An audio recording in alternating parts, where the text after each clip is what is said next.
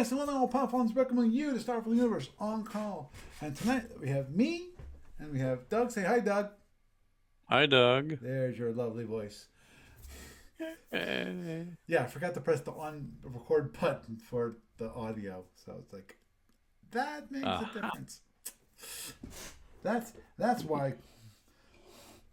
Because actually, if we look back, I'm glad I turned it off because otherwise I wouldn't known that I was not recording the audio because I record my audio version of the sound is different than the video audio. You know, different recordings. And sometimes that's good, sometimes that's bad, and yeah. Let's not get started on that. But anyhow, tonight we're gonna continue the series of going through the different rules, orders, and things for Starfleet Warlord and for Starfleet Battles. This week, actually, someone brought up the question when I posted this up on Starfleet Warlord on Facebook, because that's the place that they wanted to keep in community, which is on Facebook. Not my choice, their choice. If you want to, you also can join the Starfleet Universe Online Discord server, and we do have a Starfleet Warlord channel. So you want to talk about Starfleet Warlord there, feel free to come on and join, and be happy to talk to you about Starfleet Warlord. Just a reminder when it comes to Starfleet Warlord, because again, I am very bad at this, and I have not put it up on the website. I really should spend the time to do it. I'll probably do it after I get my taxes done, which is to remind people that I do run learners games. And learners games basically are free games that you have a 3x3 sector. The idea is purely just to have fun, to learn how to use the aid and also the system of how Starfleet Warlord runs. You know, and you can easily do that, and we can get you started up and learning the game that way. So, anyhow, what we're gonna do when they come for you, bad boy. Don't mind me. I'm going a little crazy. So there, and oops, almost forgot. Boop. I'm not sure. You know, if maybe they disable that. Don't know. When I put in Stream Manager, you know, for Twitch over here on the iPad. That, you know, I'm not sure if it actually has sound or not. I always turn off the sound because previously I've had that issue, and I don't want an echo, which would be really weird because I'm sure that the microphone can pick up the iPad. But anyway, what we're gonna do is we're gonna talk about an order which they said, "Oh, did you cover this?" And I said, "No, but I can do it next week," and it's next week. So for Starfleet Warlord this week, I'm going to make it, again, I'm trying to make it short. Obviously, for those of you that are watching on YouTube, I am trying to, at least for this series, where I have both Starfleet Warlord and Starfleet Battles together, I'm trying to remember to do chapter markers so that if you want to, you can skip the section. If you're going to understand Starfleet Warlord, you can skip it and go to the Starfleet Battles one. So we're going to move onward and forward. The orders I want to talk about is actually one called, don't mind me.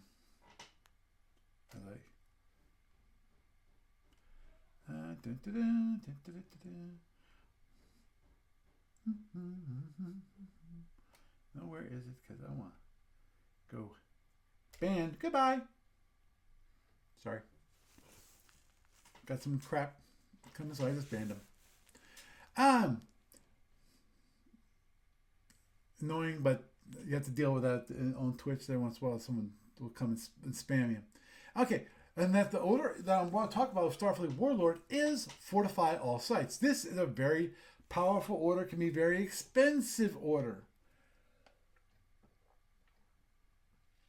Why can it be expensive? Because you can spend a lot of EAPs fortifying all your sites. Now, The beauty of this order, is that you can fortify a lot of sites all at the same time. So you don't have to do individual fortify site commands that we talked about last week, which are for fortifying individual sites. Now, this will only allow you to just fortify the site. It won't allow you to assign fighters or PFs. But it allows you, in this case, it's perfect clear example. Basically, you say FA, and then you have EAPs that you're going to spending.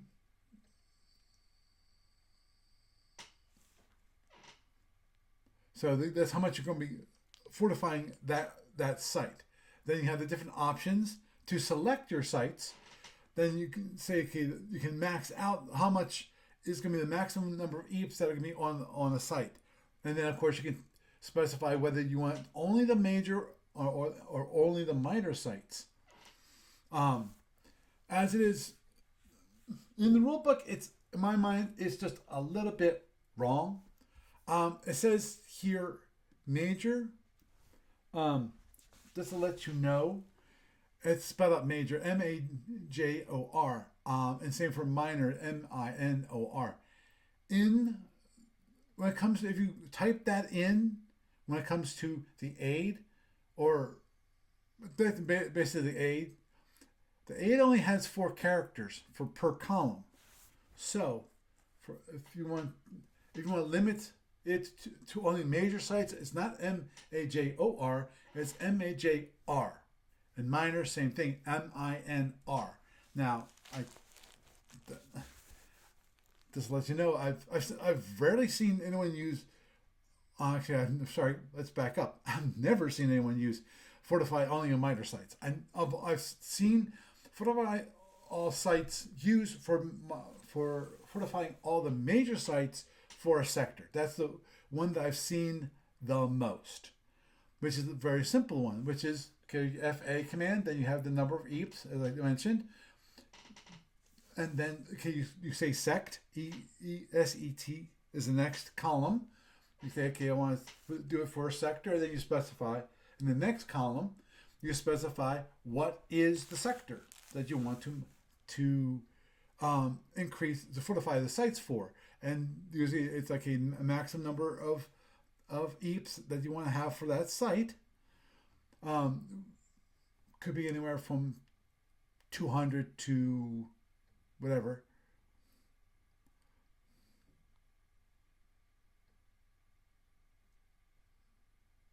Right. And so it'll, in the case, the example that's shown on screen is fortified by 100 all your major sites, because it's FA 100, sect 11, max 200, major. And what that does, it fortifies all of the major sites within sector 11 up to a maximum of 200 EAPs. Now, that's great for that sector. Now, there are a couple other options you can do, which is you can do it per terrain code. Now, you can specify either the area terrain or the point terrain. This would be useful if you're a poor particular resource and wanted to defend these sites which produce it, like dilithium asteroids. The different. Let me bring that up. That's one thing I just realized I probably should bring up, which is give me this. Table of contents. I guess that's what I want is this. And it's highlight. No, that's the flat. Thumbnails. That's it. Boop, boop. appendix it is. Okay, there's the ship. There it is. Okay, here, like in the case of some of the area terrains, you got IS, ion storm, MM, magnetic meteors, MS, meteor storm. We got O minefield, OM. You've got WS Wick space. The Stargate, you should you should never be fortifying anyway, because you can't have a Stargate and something else. Radiation zone. Okay, then you got the point terrains. Here's a list of major sites for those of you that are watching the video. PL, the planet is a major site. The gas giant, planet giant, or dual planet, a dilithium asteroid, a comet, molten ores, and wandering planetoid, and bizarre planetoid. It got some interesting terrains in here. Those are all the major sites.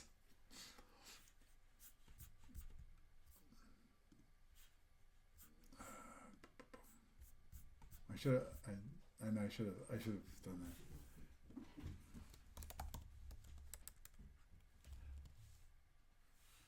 So those are some of the possible terrain codes. Obviously, if you don't know, if you're playing Star Fleet Warlord, you know the terrain codes. Or if you don't know the terrain codes and you're playing Star Fleet Warlord, obviously the terrain codes are in the book, and in my mind, you'll know your terrain codes when it comes to those sites, because of they'll be listed on your map. So for each, if you've ever seen a Star Fleet Warlord sector map, it has either it's empty spaces, or it has different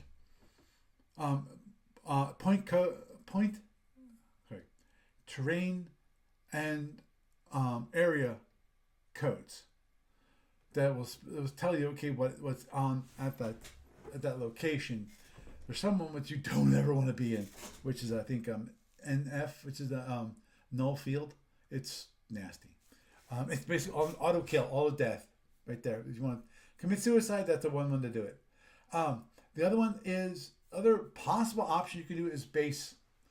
Now, if you want a base, this will fortify only the ones that already have bases. This is a great one, in my mind, that if you have all your bases set up and you don't plan on fortifying any other major or minor sites in the one sector, or even better yet, because the thing is, this is, when it comes to base and terrain, this is outside one sector. You can do either one sector, all the sites in one sector, or you can do it with all the bases that you have. You can actually go doing fortify all sites, and you can then fortify all the bases for all the ones that you have, both in that sector and all the rest of the sectors.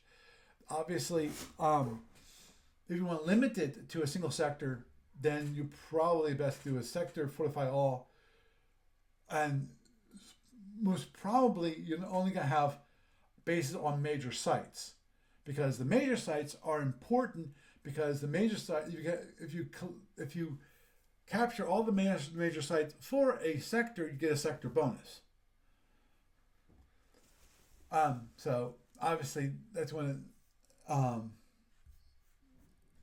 and as I mentioned here, and again, you can even with that you can specify again, if you just want major or minor sites for that.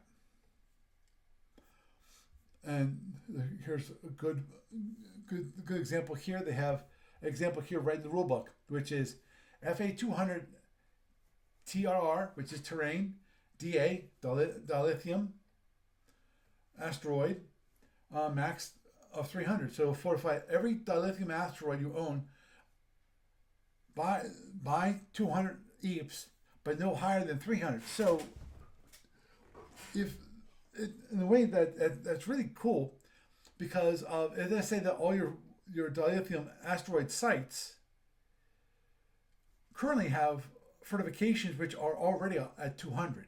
If you say 200, that's only going to spend 100. So it might. It's still, that can be quite expensive. Of course, then again, the other example, which is fortify all sites that are bases. You can do the same thing, which is, fortify 100. In this case, this cancel one is it FA 100 base max, 300 mojo or MAJR. I'm pretty sure either one will work. And that will fortify all the current bases, major bases, for 100 points for a maximum of 300 points. So, as I mentioned here, it will convert all your bases that aren't already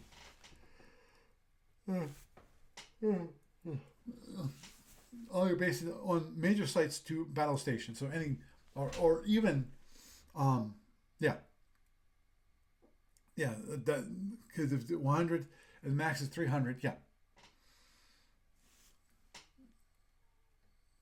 and obviously as it's pointing out here, that you can't do FA 100 sec 25 base.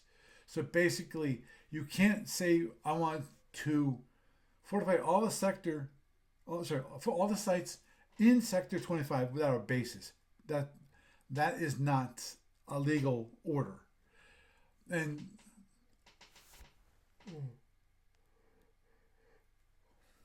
they mentioned this one, but I've never seen anyone do that, which is FA 7550, which is, it's mentioned here that it's illegal, which it is, and that's if someone wants to fortify all the sites in sector 70, and say sector 50 by 75. Well, that'd be FA 75 sect 50. That's the way you would do it if you want to have the correct order.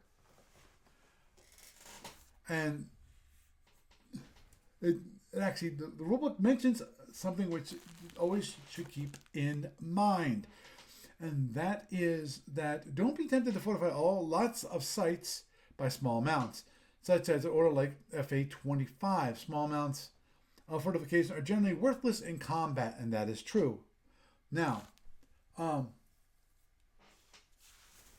there is one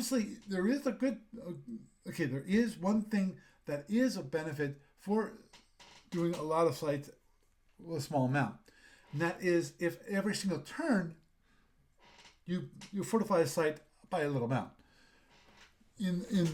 so that after four turns you'll actually have all your bases to at least a certain point.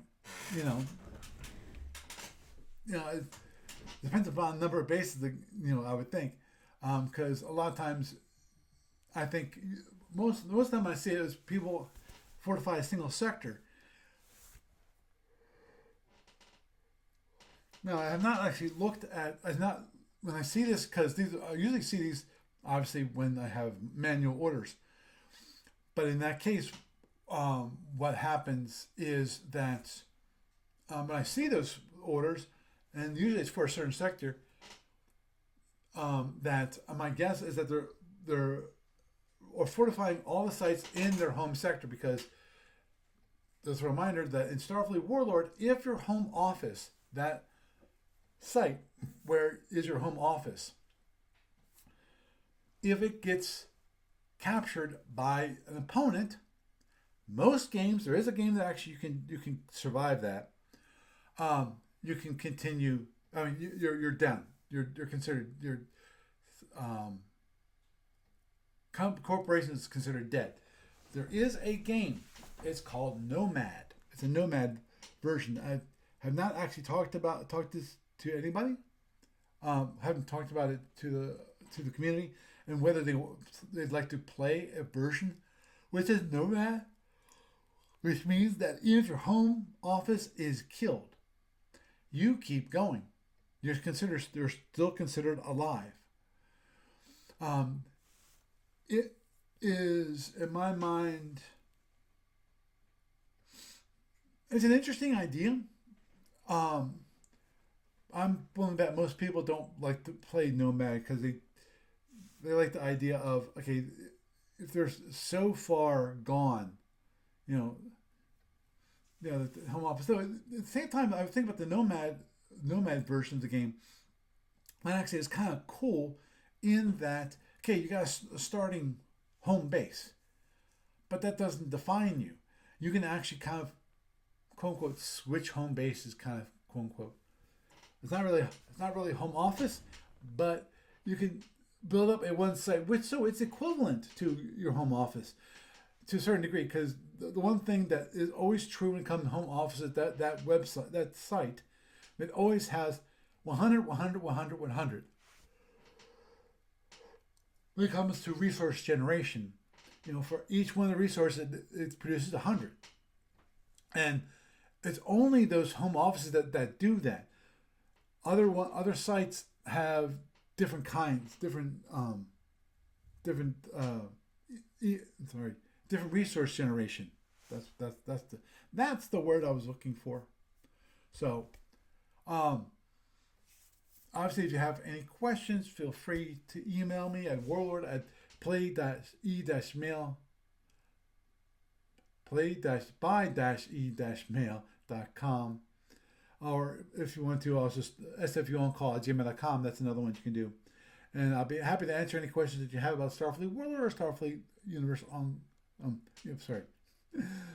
Starfleet Battles, or even Federation Commander if you're desperate. Obviously, when it comes to Starfleet Battles, feel free to stop by the Starfleet Universe Online Discord server. We have an actual rules section where you can post your rules question, and somebody will definitely get back to you. We got a number of people that are more than happy to answer the questions. Hopefully, I can answer it if I'm available. I'm not always available because I do just let you know I do have a day job, and unfortunately, Starfleet SFB Online does not my income completely make. So, just to let you know. There are not enough people, and so forth. Whatever. Okay. So, with that, we're going to go on to Starfleet Battles. Now, for those of you that play Starfleet Battles, this is going to be boring as all get out. For those of you who are interested in Starfleet Battles, this might be something neat and interesting to learn. And for those of you who are listening on the podcast, this is going to be difficult. The reason why I say that is what I want to talk today about is firing arcs, which is a very key thing when it comes to Starfleet Battles. The whole idea of you have weapons on your ships that have defined firing arcs. In other words, what you can actually fire depends on the direction that your ship is flying, the direction that your ship is pointing. I had to correct that because I just realized you can actually be flying backwards, and it's not like all your firing arcs all of a sudden switch to be the direction you're actually flying. No. No, it goes by the original heading of your ship. Right. I brought up the rule book, and fortunately it has some nice, lovely charts on it.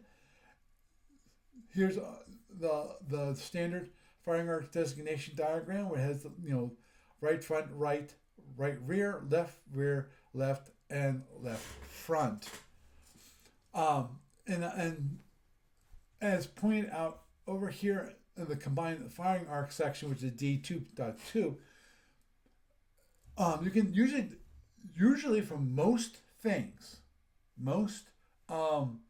firing arcs, you can actually define that firing arc by those firing arcs. For example, what's called the front front arc FA, that's the right front and the left front firing arc together. That makes up that firing arc.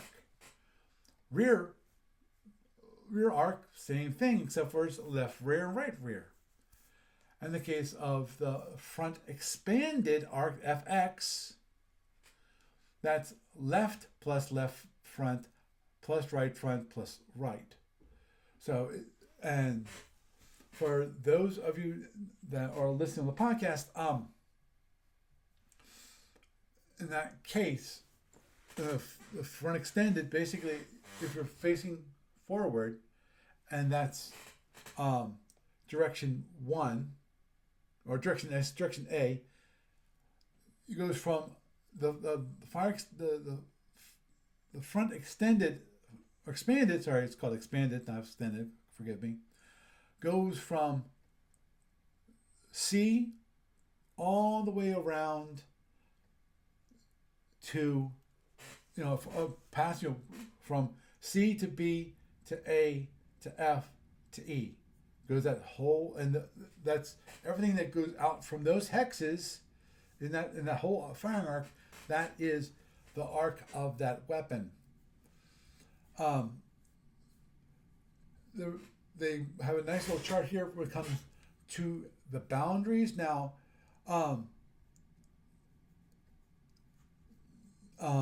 these are relatively simple because it is goes out in the case of right front, goes out direction A all the way, keep going until infinitum, and direction B go out infinitum. That arc that forms that two directions when going out direction A and direction B.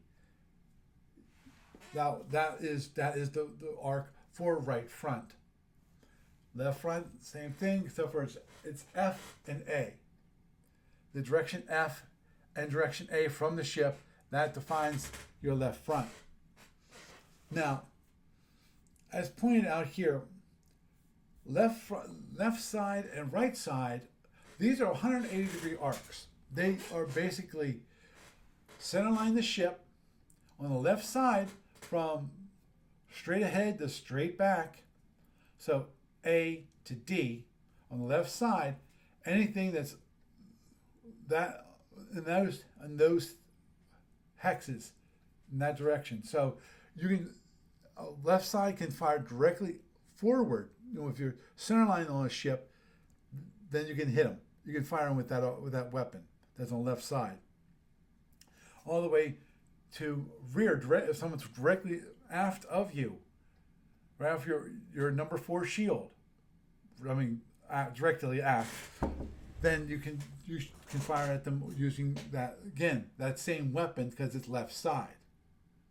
And the same thing for right side, but it's on the right hand side and goes all the way up and all the way down, which is quite cool. Now, the one thing that they also talk about, which is of course indeed that D2.31, is the hemispheric firing arcs, basically what's called front half and rear half. This is one of those more interesting ones. Why? Because of it does not follow the hexes. So it's not directly out this one hex. It is anything that's in the front half, and that includes it goes along the shield boundary between shield number 2 and shield number 3, and shield number 5 and shield number 6. There's that one line when it comes to hexes. That's the half mark. So that, if you're 2 hexes out, so you see that bar, and then you go to the next hex over, so you're actually two hex, a range of 2 hexes. That's in that firing arc. But the hex directly out shield number 3, i.e. direction C, that one That's assuming you're facing direction A. I forgot to mention that. That's out of arc. So it's relatively simple. It's front half for half. They actually in here. I'll talk about a little bit, which is really interesting ones, and still it can be kind of confusing to a certain degree. And this is the Klingon wing phasers. These are special. These are only on the wings of certain ships, and it mentions here, like the D7, C7, and D5 class ships. And if you look at it here, if you're on the video, if you can see it on the video.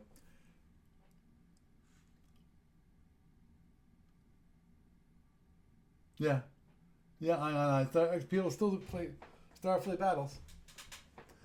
I understand Starfleet Command. It's actually was originally derivative of Starfleet Battles. Just to let you know.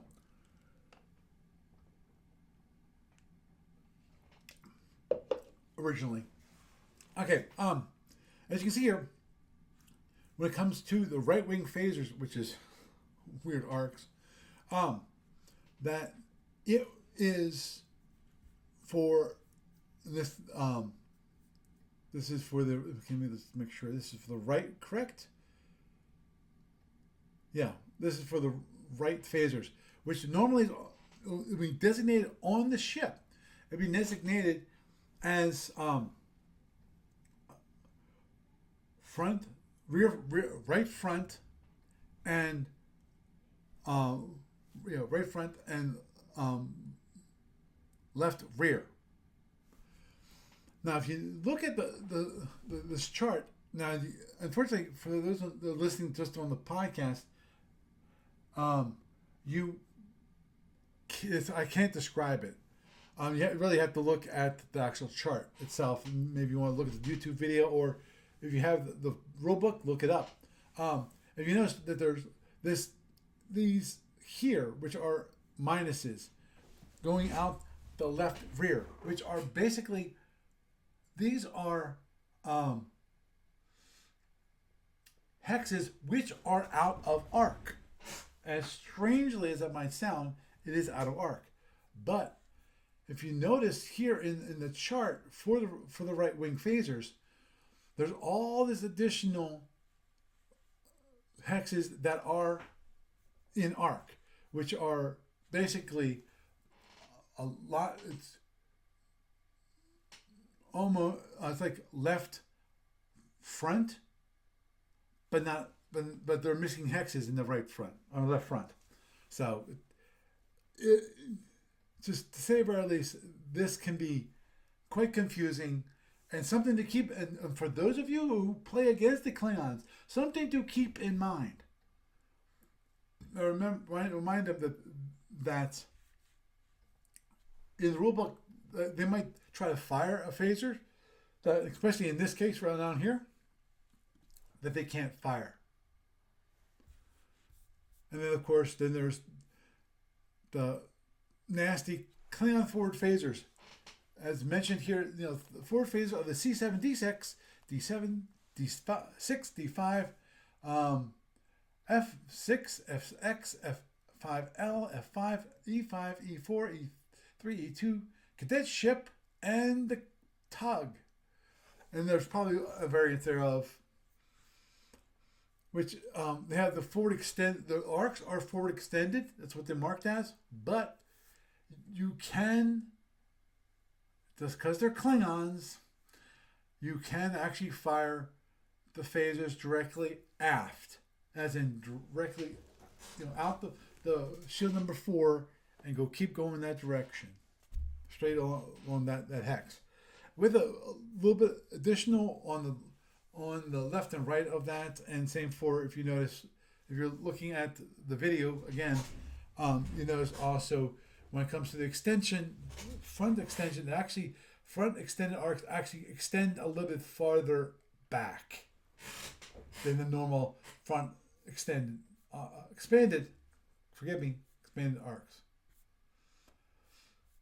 Now, when it comes to plasmas, these are always fun.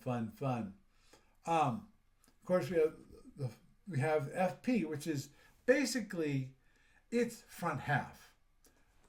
What that means is those plasmas can be targeted on ships within that front half. It's called for plasma, but it's called forward half because it's basically it's the same arc, but you only can launch it out the direction A, direction F, and direction B. So the forward arc. You can't. It has to be in that direction, even if in this case, if you see, again, the 2x that I described earlier, where normally, since it's one of those weird ones which is on the shield dividing line, that 2x is away, it is actually in arc. So you actually can launch it on that left plasma. This one is I always have liked, and right plasma. Those two are my favorites. Now, the one thing I keep forgetting about them is that, I don't think I forget, but again, the left plasma and right plasma. I did not know that. Huh. Interesting. Sorry, I got distracted by the next topic. Next one. And that is left plasma. It goes right along the shield line between shield number 1 and shield number 2. And then on the rear side, then this is on the left hand side of the ship. So that's, so it makes up shield number 1, shield number 6, and number 5. And along that shield dividing line between shield number 4 and shield number 5, that's the line that left plasma goes by.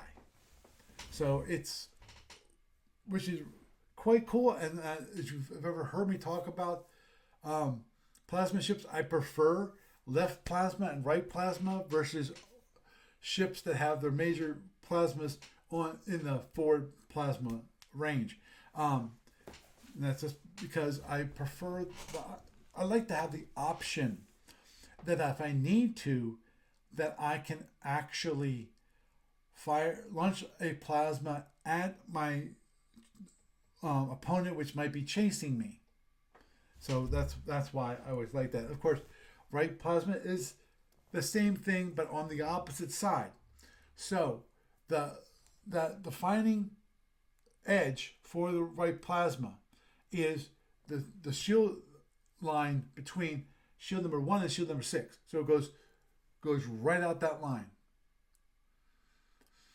And of course, it's all on the right hand side of the ship, and it also goes between shield number on the back side of the ship. It goes between shield number 4 and shield number 3, and it goes all the way out there. So it's quite an interesting arc in that it doesn't just follow the hex lines. I mean, out the different hexes outside the ship. Unlike the forward arc, right arc, left arc, and so forth. They also talk about here. I see rear firing plasma, which it talks about the arcs, but the thing is, the one thing about the arcs, in addition to the arcs, it talks about, when it comes to the plasma, how you have the arcs that you can launch a plasma against that opponent. Thing is, also in the rulebook, it talks about what's the position, what's the facing that the plasma can have when you actually launch it out your ship. In the case of the ISC, when it comes to the rear plasma torpedoes, which are basically the rear firing Type F torpedoes, which are defensive plasma torpedoes, as strange as it might sound. And that is, when it comes to the IC ship, it only can go out 2 different hexes, depending upon the arc. For left rear, which is what you expect it to be when it comes to the arc, but the plasma cannot go out direction F. It only can go out direction E. And when it comes to right rear, that plasma can only go out direction C. That's it. There are no options other than that. It might the target for the plasma might not be directly out shield number 3, i.e. direction C, or shield number 5 direction E, but you can be might be outside, not be right directly in that hex, but it can't be launched in any other direction other than that. Also, they talk about the rear arcs when it comes to LPR and RPR, which is left plasma rear and right plasma rear. Same idea as the regular LP and RP. And AP is just the opposite of FP, so which is in the case of regular standard fire, direct fire weapons, which is rear half, basically. Same thing. So that's a quick description about firing arcs, which are, as I said, to me, it's one of those unique things that makes Starfleet Battles, and that is that your weapons can only fire in a certain direction, and it's based on the direction that your ship is flying. Obviously, another thing that is unique in Starfleet Battles, I'm just going to mention it real quick. I'm not going to go through it, which is, of course, the next one, which is D3, which is, of course, the shields. And I'm not going to go through them tonight. Might not go through them next week. But shields, again, are one of those things that make Starfleet Battles, which is you have 6 shields, not just one globular shield which protects the whole ship. It protects only a portion of the ship, and if that shield is down, weapons firing from that direction can give you internals and do damage to your ship. Otherwise, it's just doing damage to the shields.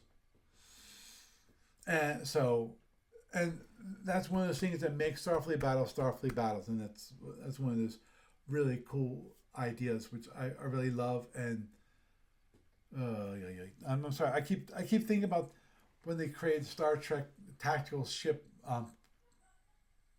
game, and it sucked. At least my understanding of when I read the rules, my understanding is that basically you had to charge your shields, and you put so much energy into that shield, and then if you had put no energy into the shield, you had no shield. So it was interesting idea, but you could never ever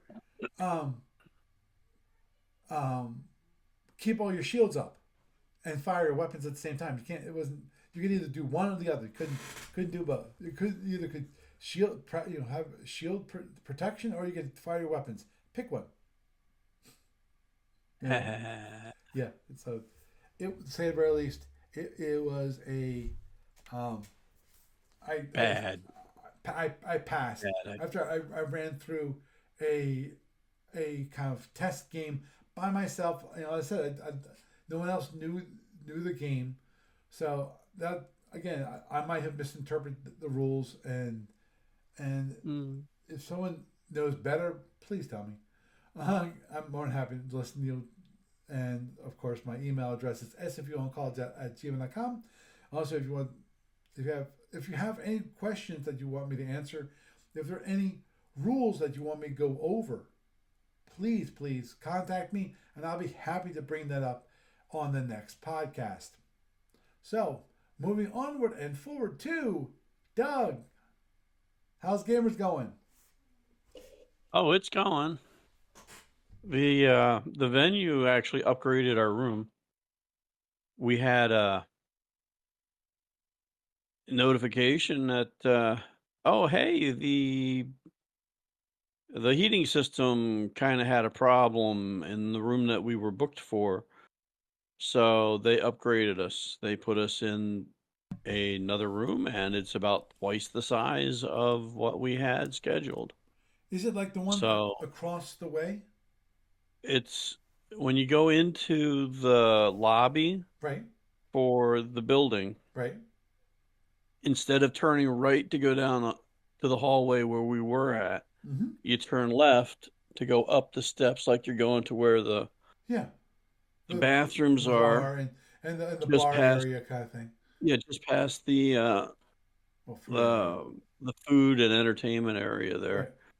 Right. And you turn right like you're going to Mm-hmm. the bathrooms. You go Mm-hmm. past the bathrooms that's on the left in that hallway. And matter of Oh, fact, okay. it's like the next room past the bathrooms. Oh, okay. Okay, good. So that's, I think, very, very convenient in its own way. Oh yeah. Oh yeah. Um, You no longer have and to for go up and down the if steps you need, to go to the bathroom. yeah, and if you have anything that has wheels that you need access with, the elevator is right across from the bathrooms. So for that like little half level raise, Mm-hmm. because I don't think they have a sloped uh, rising hallway there. But yeah, that's where we're at. It's the Pennsylvania room instead of the Lancaster room. So, gonna go in there tomorrow night and check the setup and tweak it, make sure it's all good. Mm-hmm. And then we got 3 days of gaming goodness time there. And who knows what's gonna happen with it being Valentine's Day weekend. I've had a lot of people say that, that's a problem. It's Valentine's Day weekend. And I like I pointed out on Facebook a lot, Valentine's Day is just a fake freaking holiday. And, if you go into the history of it, it was originally created to help boost the greeting card industry Mm-hmm. and stuff. And it's like, yeah. And it's just, to me, it's just a total bullshit holiday, if you'll pardon my French on that one. It too much pressure for a lot of people. It's like, we don't need a scorecard of how did you do on Valentine's Day for your love life for the year. No. So, yeah, the way I look at it is, I'll be your Valentine and bring me some chocolate. And hey, by the way, there's this big room we can play games in. Woohoo! Just not those kind of games. Yeah. Yeah. Yeah, that's one thing with my wife and I. We've never gone out on Valentine's Day because Lord knows. It's The just so crowded. Oh yeah, that's the big thing. Is like, why would I go out? I can easily celebrate Valentine's Day with my lovely wife, um, um, and get a nice card and so forth. But that's about all we do. We don't actually go out and do anything like that because we all always thought that was kind of crazy. It's like celebrating Mother's Day and Father's Day when everyone and their mother or father will take them out for that day. It's like, yeah, well, everyone else is doing the same thing, so it's gonna be a madhouse. So To me, why? it's one of those. To me, it's one of those things. It's like, why do you really need a special day for that? You know, it's like if you really wanted to appreciate your mom or dad, you don't have to take them out on Mother's Day. Right. You could go by sometime like that's a normal, regular, everyday thing and say, "Hi, how are you doing?" and check in on them. Yep. It's like, Yeah, it's just one of those things. Well, definitely one of those Weird, things. weird cultural stuff.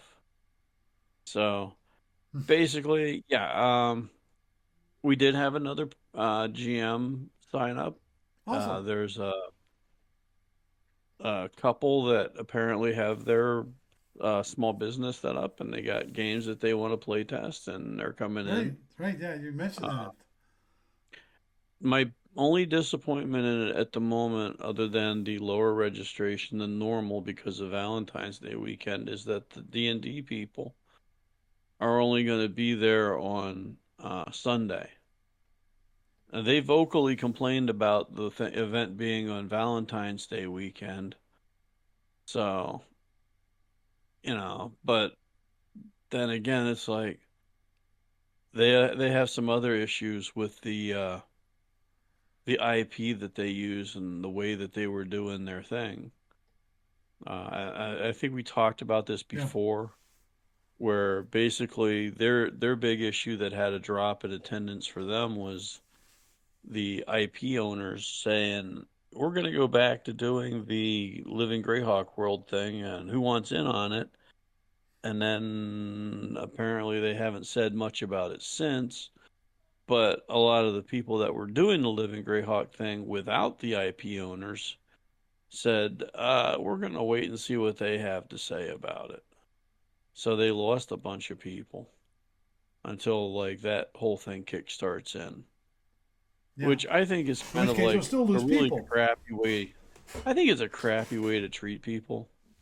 Yeah. Um, but as far as the IP owners are go, I haven't been really. I kind of didn't realize it at the time that it had happened the way that it did, but I kind of really chilled on being a D&D fan back when they took creative control away from Gary Gygax and made him a figurehead within his own company before they kicked him out completely.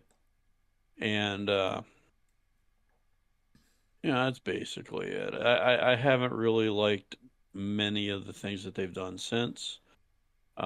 Whereas there's a lot of people that are fans for life that will be there, cheerleading for it ever since. Yeah, I mean, the only thing I had going for me on it was that in the time frame that I learned to play D&D back in the day, there were other systems coming out as well, like GURPS and Rollmaster, and I also got to try those out and like them for different reasons. So, so there's that. I mean, I kind of haven't played D&D in ages, Mm-hmm. but there it is. Yeah. Well, hopefully they'll have like more people on Sunday than they did last summer. Um, I would love it if they had a reconstitution of people. Um, and who knows? I mean, I was kind of pushing it on Facebook the last few days. Um, don't know how it's going to go. You never know how this is going to go. Um, but ever since COVID, the attendance has been down and not really recovering. I'm just kind of crossing my fingers that this could be like the one where we start to pick up again. Mm-hmm.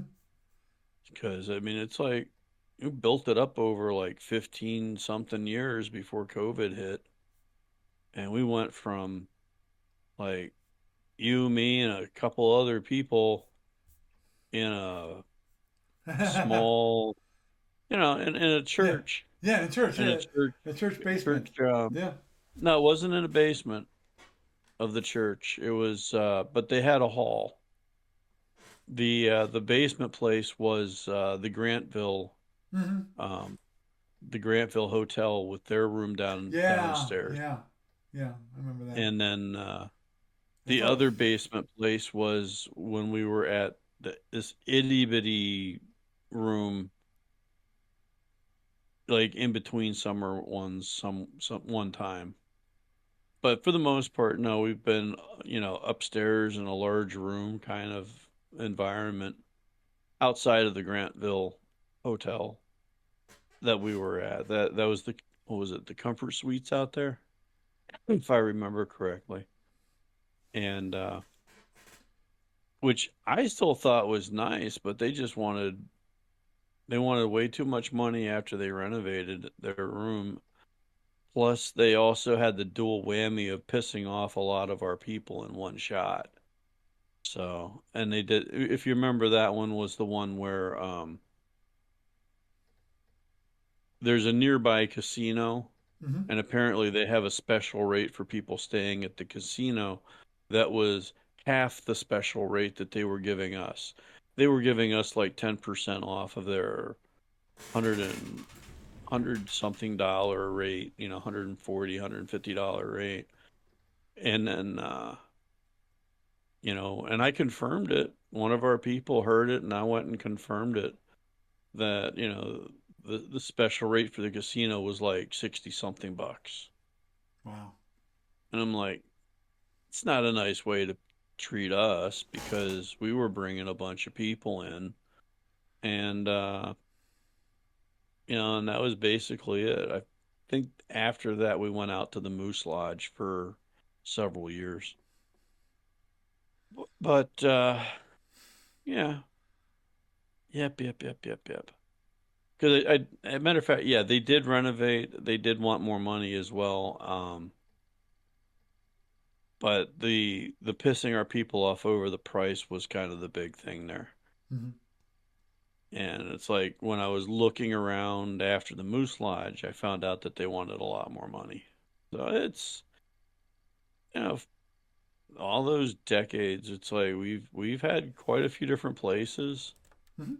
but we've also had a lot of places that have been consistent and that we've liked until like, you know, one thing went wrong or they have a change of management that decides they don't want us or,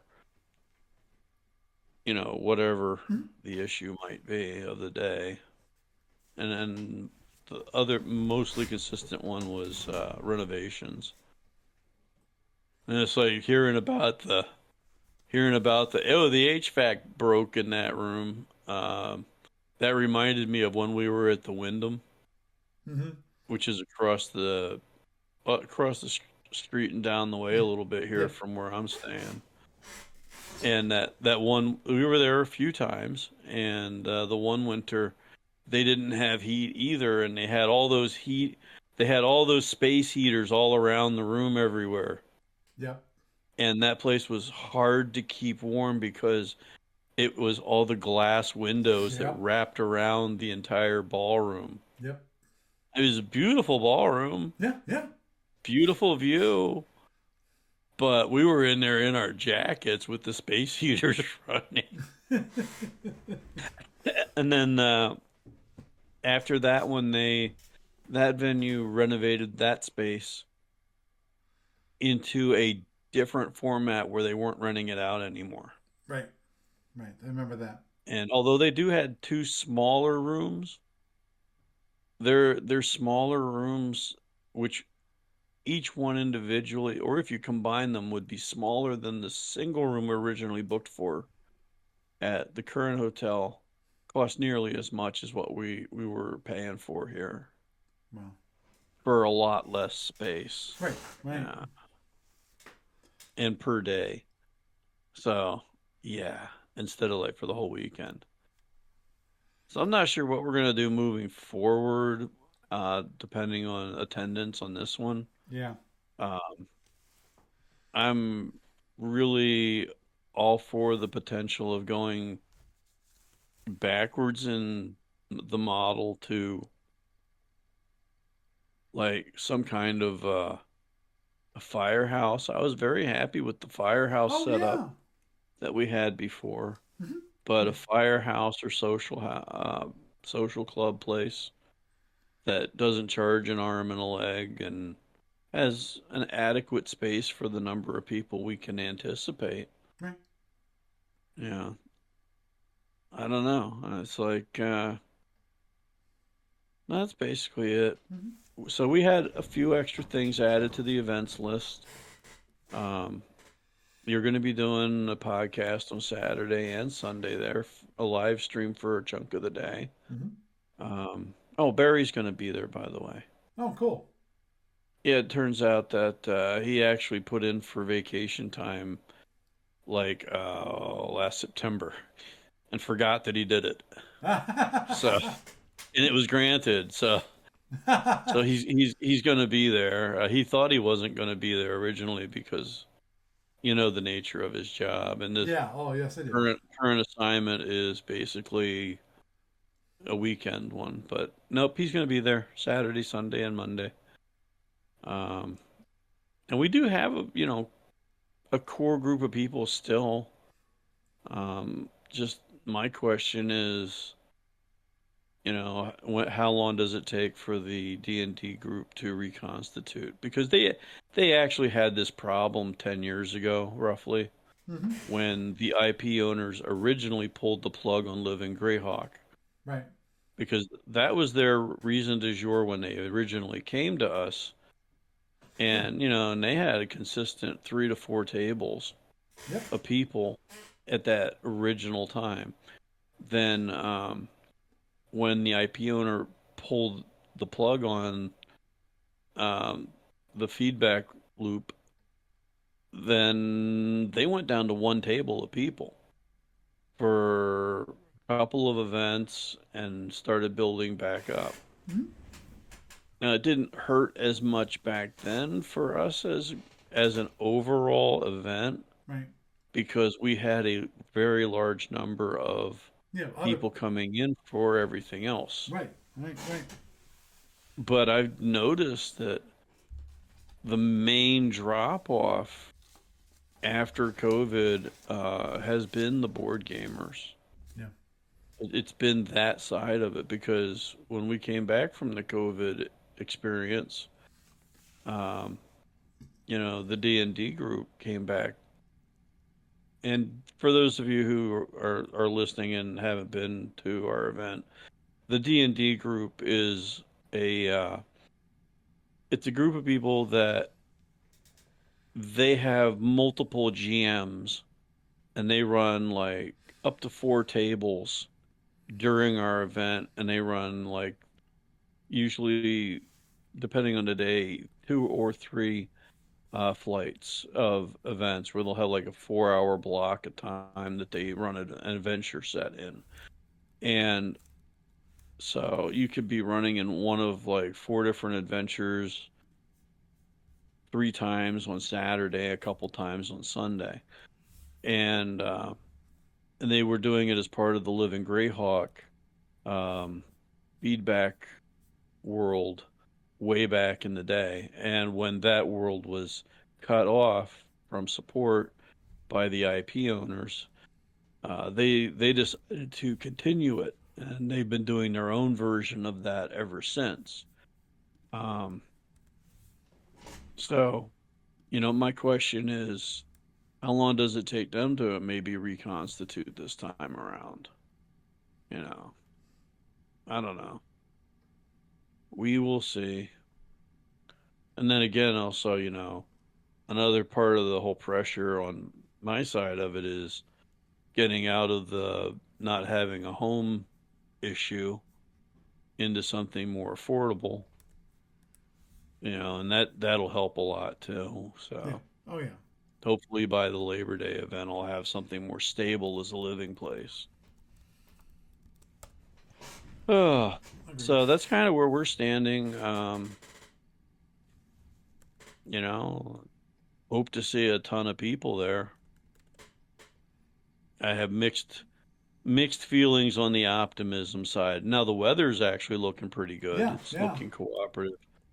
We're going to get some wet weather Sunday night, but the thing is, we've also got the warm temperatures, so we're not looking at freezing ice at night or even snow during the day, so to speak. It's going to be just wet. So we're talking about 40s and 50s this weekend. Wow. Which, after the last couple of weeks of, hey, it's like -2 with wind chill. I know. I'll take that. Yes. Yeah.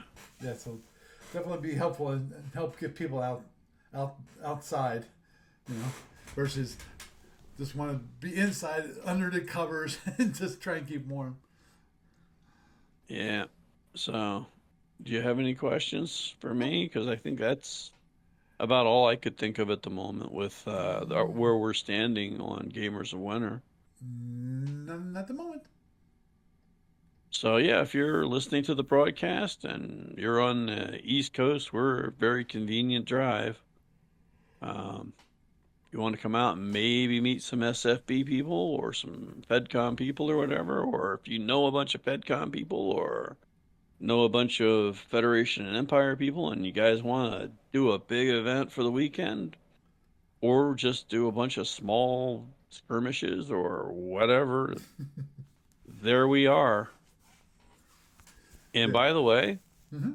if you want to run literally like boarding actions with like your favorite like Ken doll sized collectors, Star Trek figures, this is the time to do it because man, we got a lot of space.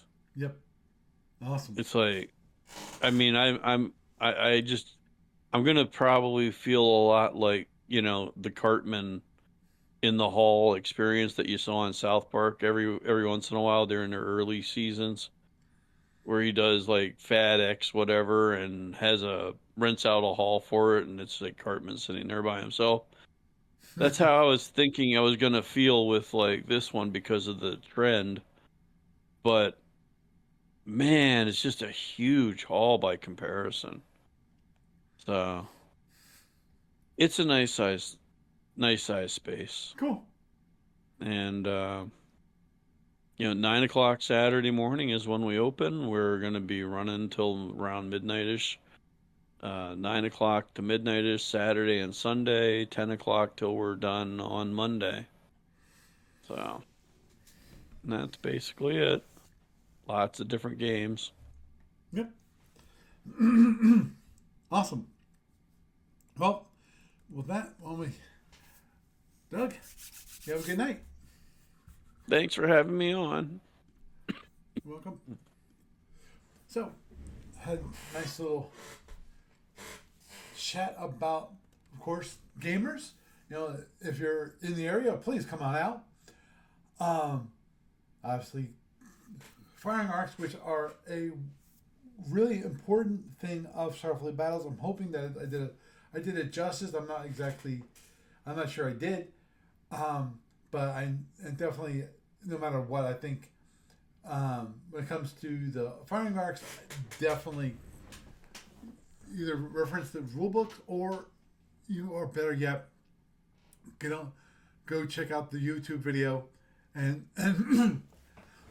get to that section and watch it so that what I said actually makes sense for those of you that are just listening on the podcast.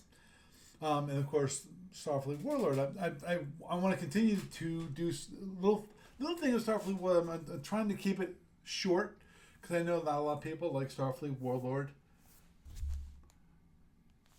Oops. Okay. And that's fine. I want to put it out there so that people know about it and know a little bit more about the game. And I'll have to admit that it is, if you've never played by mail or played by email games before, especially the old play by mail games, it's definitely a different experience than most games.